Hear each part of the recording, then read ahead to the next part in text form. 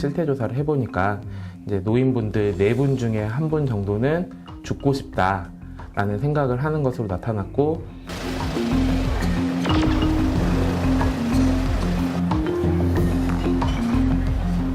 사회의 해악이다. 뭐 연금충이다, 뭐 뜰딱충이다, 뭐 이렇게 얘기되는 거거든요.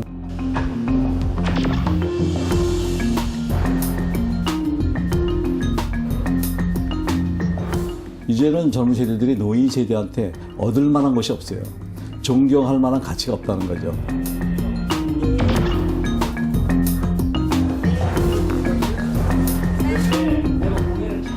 상호 간의 이해와 이제 소통을 통해서 이제 그 간극을 좁히는 것들은 단순히 청년 세대뿐만 아니라 노인 세대도 같이 노력을 해야 되는 부분이다.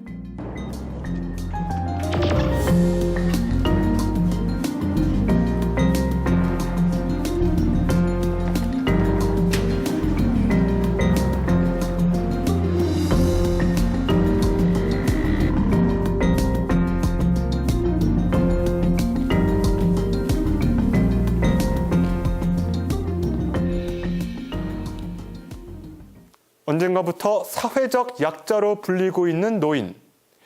노인에 대한 푸대접은 물론 노인을 향한 혐오 정서도 날이 갈수록 커지고 있는데요. 과거 동방예의지국으로 불리며 노인을 예우했던 우리 사회가 어쩌다 이 지경에 이르렀을까요? 더군다나 지금 우리 사회는 고령화 사회, 즉 그것도 세계에서 가장 빠르게 늙어가고 있는 사회인데 말이죠. 가정의 달 특집으로 마련한 심층 취재 쌍심지. 이번 시간에는 경제적 어려움과 노인 혐오라는 이중고를 겪고 있는 노인들의 현실과 그 해법을 함께 고민해보고자 합니다. 이미 지난해 외국인을 포함한 65세 이상 고령자 인구 비중이 고령사회 기준인 14%를 넘어선 대한민국. 문제는 대한민국은 나이 먹긴 쉬워도 노인으로 살기엔 버거운 세상이라는 사실입니다. 그 현실을 알리는 지표가 나왔습니다. 바로 지난해 국가인권위원회가 전국 18세부터 65세, 청장년층 500명과 65세 이상 노인 1000명을 대상으로 실태 조사를 한 후 노인 인권 종합 보고서를 공개한 것인데요. 그 결과는 암울했습니다. 우리나라의 이제 자살률이 굉장히 이제 OECD 국가 중에서 최고 수준을 기록을 하고 있습니다. 근데 이제 노인 자살률은 일반 그 전체 자살률의 2배 정도 되는 수치를 이제 기록을 하고 있는 상황입니다. 이제 그런 상황에서 이제 저희 노인 인권 종합 보고서에서도 이제 실태 조사를 해보니까 이제 노인분들 4분 중에 1분 정도는 죽고 싶다라는 생각을 하는 것으로 나타났고, 또 역시 이제 4분 중에 1분 정도가 고독사도 우려하는 것으로 그렇게 조사가 된 바가 있습니다. 사실 지금의 노인들은 대한민국의 산업화를 이끌며 달려온 세대입니다. 사회적으로는 가난한 조국을 다시 세우기 위해 땀을 쏟았고, 가정적으로는 자녀를 양육하고 부모를 봉양하면서 자신의 삶을 모두 바쳤던 이들입니다. 그런 이들이 극단적인 선택을 하는 원인은 어디에 있을까요? 첫 번째는 우리 가족 구조의 핵가족화라고 볼 수가 있습니다. 핵가족화가 되다 보니까 가족으로부터 그 양육을 받아야 할 부모 세대가 가족들한테 적절히 보살핌을 받지 못하는 겁니다. 뭐 이런 것들이 우울증으로 바뀌게 되고, 그런 우울증이 심하다 보면은 노인 자살률의 증가 요인으로 작용할 수가 있겠고요. 두 번째로는 노인 빈곤을 말할 수가 있습니다. 우리나라 노인 빈곤율이 49.6%로 OECD 국가에서 최하위입니다. 49.6%라는 것은 거의 50%를 육박을 하죠. 그러니까 2명당 1명은 빈곤 상태에 머물러 있다고 볼 수 있습니다. 그러니까 이 노인의 빈곤에 대한 경제적인 어려움과 노인들이 또 일자리가 이렇게 풍요롭지가 못합니다. 거기에서 오는 어떤 그 박탈감이라든가 좌절감이라든가 상실감이 어떤 정서적인 좌절로 이어지게 되고, 정서적인 좌절이 어떻게 보면은 그 노인 그 자살률로 연결될 수 있는 그 요인을 작용할 수 있다고 볼 수가 있습니다. 대한민국 노인의 현주소, 정말 암울한데요. 그런데 노인들을 괴롭히는 것은 가족의 보살핌 부족이나 경제적 어려움뿐만이 아닙니다. 노인을 둘러싼 세대 갈등 또한 심각한 수준입니다. 이제 세대 갈등 문제도 조금 심각하게 나타났는데요.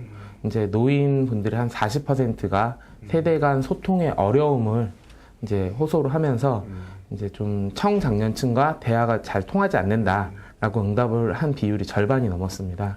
근데 저희가 이 질문을, 같은 질문을 청장년에게 해봤더니 이제 청장년의 경우에는 약 90%가 세대 간 소통의 어려움을 경험을 하고 또 약 80%는 노인 세대와 대화가 통하지 않는다라고 응답을 하고 있어서 세대 갈등이 상당히 우려되는 것으로 조사가 되었습니다.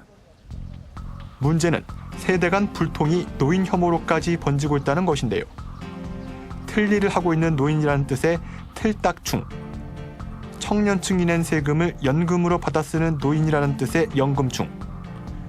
이처럼 노인을 비하하는 신조어들이 우리 사회의 청년층에서 만들어지고 또한 쓰이고 있습니다. 과거에도 노인들을 꼰대라고 부르는 등 노인에 대한 불만을 담은 말들이 있었지만 최근에는 도가 지나친 말들이 넘쳐나고 있습니다. 왜 이런 현상이 나타나는 걸까요? 과거 전통 그 농업 사회에서는 그 노인들에 대한 경험적 지식이 굉장히 그 대접을 받고 또 그 지식으로 인해서 굉장히 인정을 받으면서 어떻게 보면 노인의 경험적 지식에 의존하는 시대였다고 볼 수가 있는데요. 한 예를 들 것 같으면은 그 농업사회에서 어르신들이 오늘 이상하게 비가 올 것 같다. 빨래를 걷어라. 또 하면은 정말 비가 오고 그렇기 때문에 대접을 받았기 때문에 노인을 지칭해서 그 당시에 그 용어가 노인들은 살아 움직이는 백과사전이다라는 말까지 나올 정도였습니다. 그런데 이제 이게 산업화가 되고 정보화 사회가 도래되면서 노인의 그 경험적 지식은 이제는 대접받지 못하는 시대가 된 겁니다. 이제는 젊은 세대들이 노인 세대한테 얻을 만한 것이 없어요. 존경할 만한 가치가 없다는 거죠. 교환의 가치가 없다는 겁니다. 그런데도 불구하고 노인들은 예전과 똑같이 그 원로로서 대접을 받고 싶어하고 인정을 받고 싶어하는 것도 있다는 거죠. 여기에서 어떤 젊은 세대와 노인 세대의 괴리 현상이 나타납니다.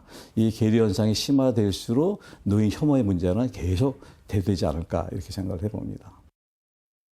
어쨌든 지금의 노인 세대들은 그 전후에 대한 그 경험이 있고 공동체적인 문화 그리고 집단의 문화에 대해서 많이 익숙해져 있는 세대인 반면에 지금 청년 세대들은 이제 어렸을 때부터 경쟁 이데올로기 속에 빠져서 이제 경쟁을 계속하게 되고 나의 안위와 그리고 나의 발전에 대해서 특히나 그걸의 집합적인 형태가 이제 개인주의로 나타나고 있는 건데 그래서 이렇게 키워드로 좀 나눠보면 이제 그 공동체적인 부분과 그리고 개인주의적인 부분에 대한 문화의 차이가 있을 거라는 생각이 들고요.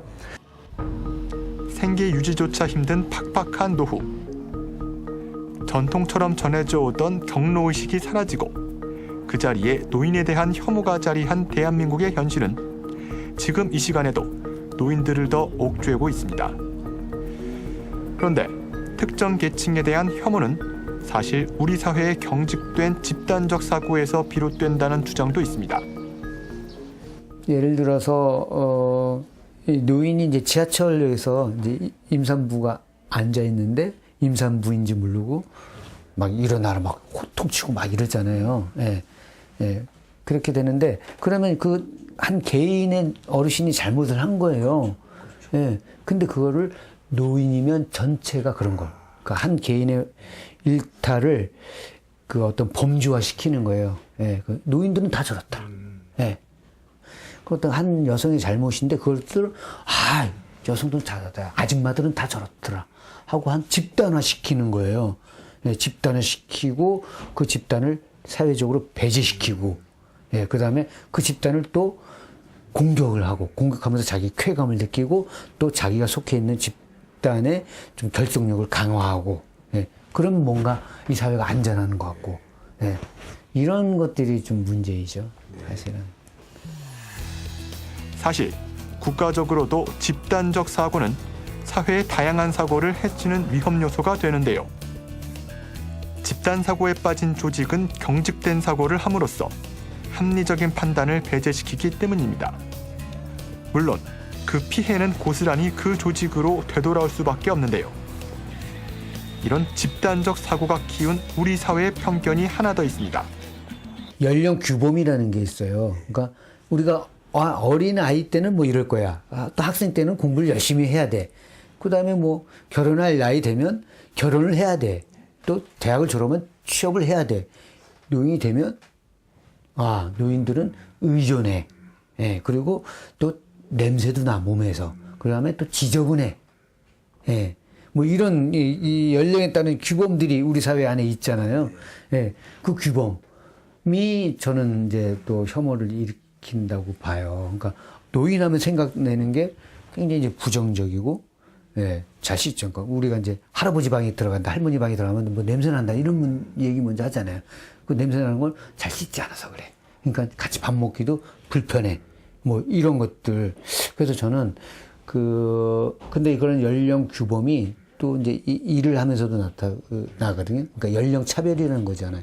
그러니까 노인이 되면 건강하지 못하기 때문에 일을 못할 거야. 뭐 이런 것들. 그러니까 이런 고정관념, 편견 이런 것들이 굉장히 강한 거예요. 한때 존경과 공경의 대상이었던 노년층은 이제 경제적 어려움과 청장년층의 싸늘한 시선 속에서 혐오의 대상으로 전락하고 있습니다. 그러나 답이 없는 것은 아닌데요. 사실 혐오는 시설이나 장치 같은 하드웨어의 문제라기보단 소통이나 대화와 같은 소프트웨어의 문제입니다. 그 말은 다행히도 노인 혐오라는 문제는 서로에 대한 이해와 포용을 통해 얼마든지 해결될 수 있는 영역에 있다는 것인데요. 젊은 세대와 노인 간 불통이 혐오로 연결된 우리 사회, 과연 어떻게 바꿔가야 할까요? 노인 혐오를 줄이기 위해서 먼저 노인들이 이제는 그 나이를 가지고 권위를 내세우면 안 된다고 봅니다. 나이를 가지고 권위를 내세우면은 지금은 어느 누구도 인정해주지 않을 뿐더러 젊은 세대들은 오히려 혐오의 대상으로 봅니다. 그리고 어떠한 그 사회에 기여할 수 있는 쪽으로 본인이 긍정적인 태도를 갖추는 것이 바람직하다고 볼 수가 있고요. 그렇지 않을 경우에는 이 젊은 세대들부터 노인 혐오라는 소리를 계속 들을 수밖에 없죠. 반면에 또 젊은 세대들은 그 노인 세대를 혐오의 대상으로 바라보지 말고 인정을 해주고 존중해주면서 또 이게 급변하게 빠른 사회에 노인 세대가 적응이 좀 느리지 않습니까? 그런 거에 대해서 어떤 사회적인 약자라고 보면서 사회적인 약자를 보호한다는 차원에서 접근하면 그나마 좀 도움이 되지 않을까 우리가 생각할 수가 있습니다. 결국 노인과 비노인 세대가 자신의 입장만을 내세우는 것이 아니라 서로의 입장을 이해하고 존중하는 태도로 전환할 때 비로소 서로에 대한 혐오가 멈출 수 있을 것으로 보입니다. 한편 노인 혐오를 개인의 문제로 치부해 개인의 변화에 중심을 두기보단 매체를 통한 인식 변화와 함께 정책화가 필요한 사안이라는 지적도 있습니다.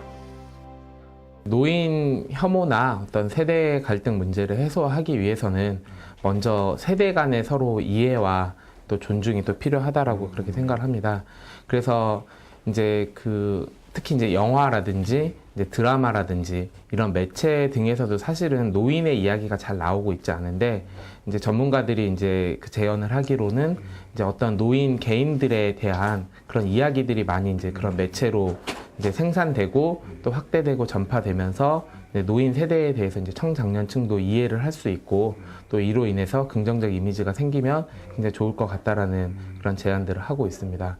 또 아울러 이제 저희 노인인권 이제 종합 보고서에서도 이제 그런 해외 사례들이 제시가 되어 있는데 이제 독일에서는 이제 세대 교류 프로그램을 이제 활용을 해서 이제 노인 세대와 청장년 세대가 함께 어우러져서 만남의 장을 이렇게 제공을 하고 있다고 합니다. 그래서 우리 이제 지역 사회나 또 우리 정부에서도 이런 만남의 장을 활성화해서 세대 간의 이해와 교류의 기회를 증진시키는 것이 필요할 것으로 생각됩니다.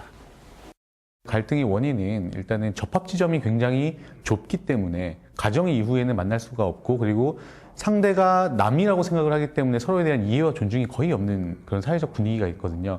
그래서 일단 첫 번째로는 지금의 청년 세대와 노인 세대를 보다는 좀 더 와이드하게 바라봐서 우리 어린아이들과 노인 세대의 접합 지점들 만들 수 있는 거는 지자체 차원이나 교육청 차원에서 할 수 있는 게 바로 방과 후 사업이거든요. 그 방과 후 사업 안에서 노인 세대가 갖고 있었던 삶에 대한 지혜라든지 경험에 대한 부분들 얘기할 수가 있고 아주 좋은 지식의 창구가 되기도 하더라고요.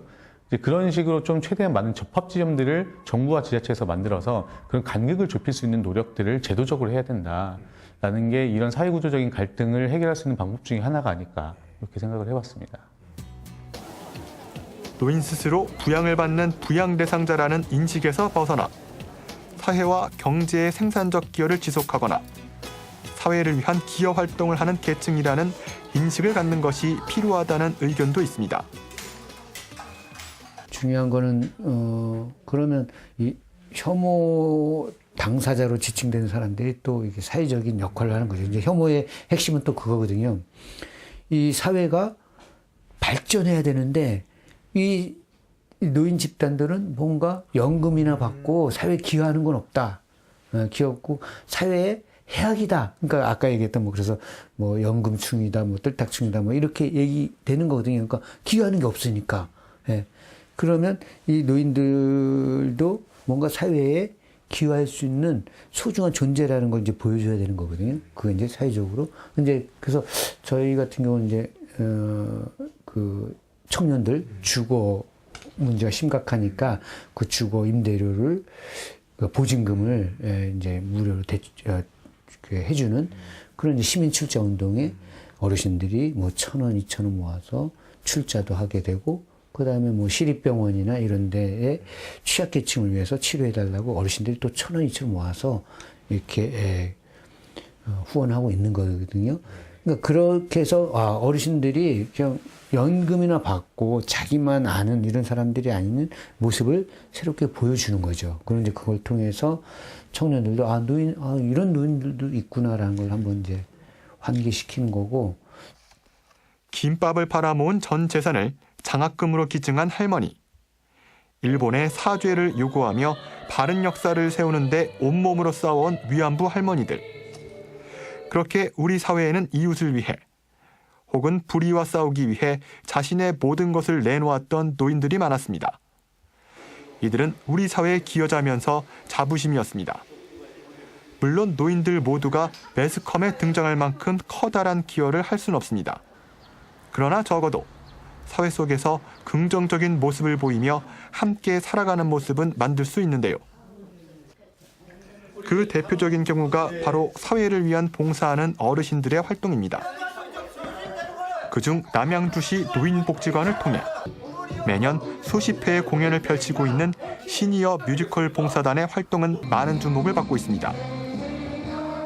봉사활동이라는 부분이 어떤 취득을 원하는 부분들이 아니라 본인 스스로 마음에서 우러서 나와서 하시는 부분들이기 때문에 어떤 지역사회에 대한 행사라든지 문화나 축제라든지 다양한 활동들을 통해서 어르신들이 펼칠 수 있는 공간들이 더 넓어지고 지금 현재 남양주시에서 활동을 하고 계시지만 더 나아가서 이제 경기도 내 다른 지역까지도 그렇게 조금 더 어르신들이 적극적으로 활동할 수 있는 그런 부분들이 보면은 어르신들뿐만 아니라 선배 시민으로서 또 지역 주민들과 또 다른 아이들과 서로 소통할 수 있는 부분이라고 충분히 생각합니다. 네. 사회 각 분야에서 은퇴한 평균 72세 노인단원 20명이 만들어가는 시니어 뮤지컬 봉사단. 그 안에서 느끼는 즐거움과 보람은 단원들 모두에게 활기찬 에너지가 돼주고 있습니다.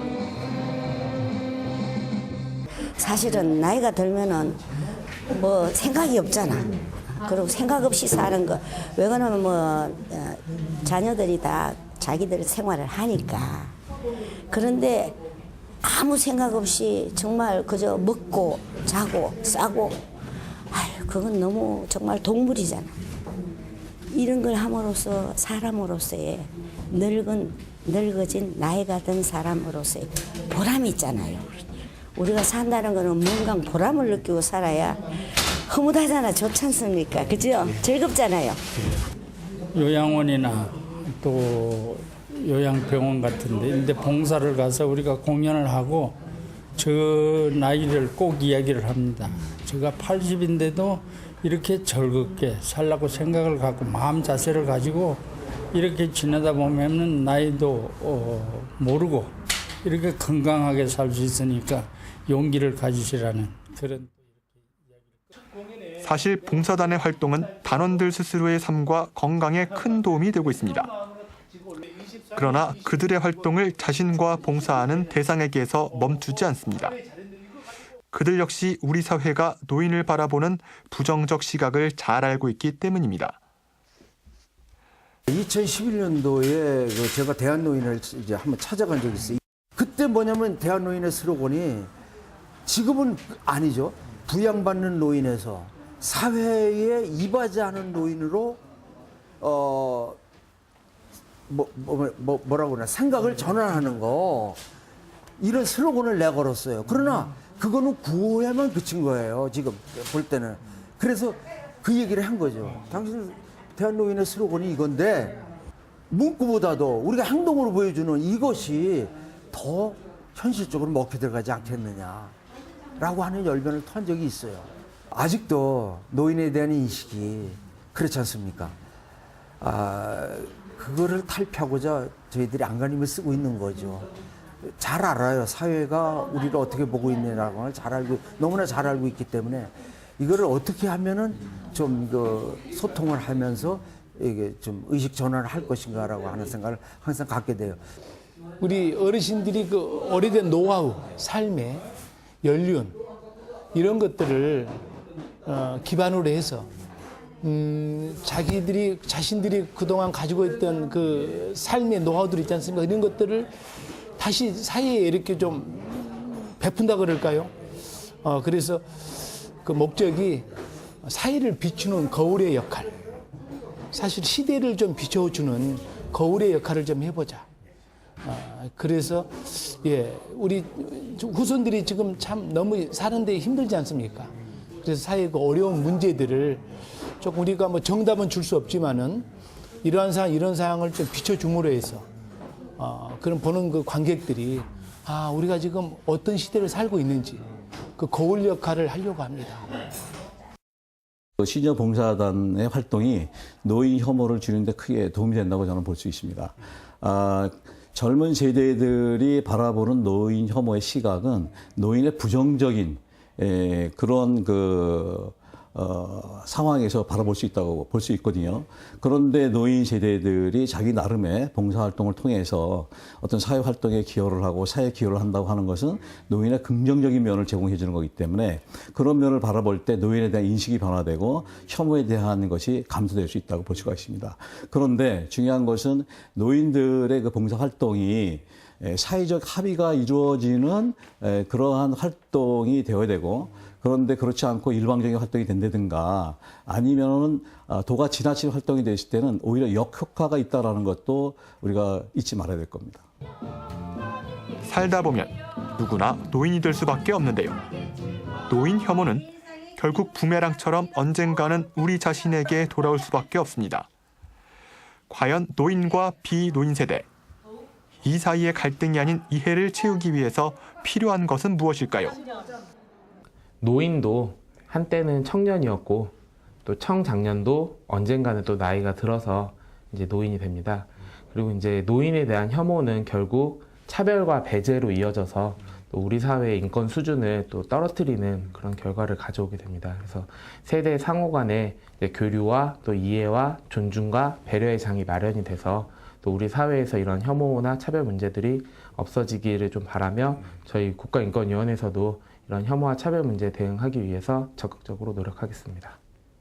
예전에는 그랬잖아요. 우리가 대가족 시대 때는 이게 서로 간의 역할을 존중해 줬잖아요. 그 서로 돕고 살았잖아요. 그게 이제 핵가족화되면서 이게 붕괴됐는데 그런 이제 약간 공동체성을 다시 살리는 일을 하는 거죠. 그래서 그 공동체성을 지역을 중심으로 해서 이 마을을 중심으로 해서 지역 공동체를 만들고 그 지역 공동체에는 뭐 노년, 청년, 뭐 여성, 뭐 이렇게 중장년 다 어우러지는. 근데 이게 뭔가 거리가 있어야 되잖아요. 그 자기가 나눌 수 있는 것들을 최대한 나누는 거. 그래서 이 사회의 모든 사람은 쓸모없는 사람이 없다. 그다음에 혐오의 대상이 없다. 모든 사람은 이 사회에 기여하고 있고 존재하는 것만으로도 기여하고 있고 그것 자체로 우리 사회는 발전하고 있다라는 것들을 이제 실천적으로 이제 보여주는 역할을 하는 거죠.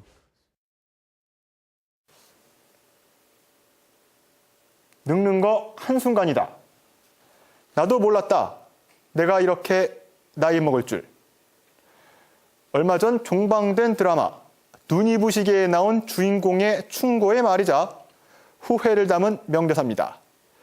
사실 이 대사는 노인을 혐오하고 함부로 대하는 우리 모두에게 충분한 깨달음을 주는데요.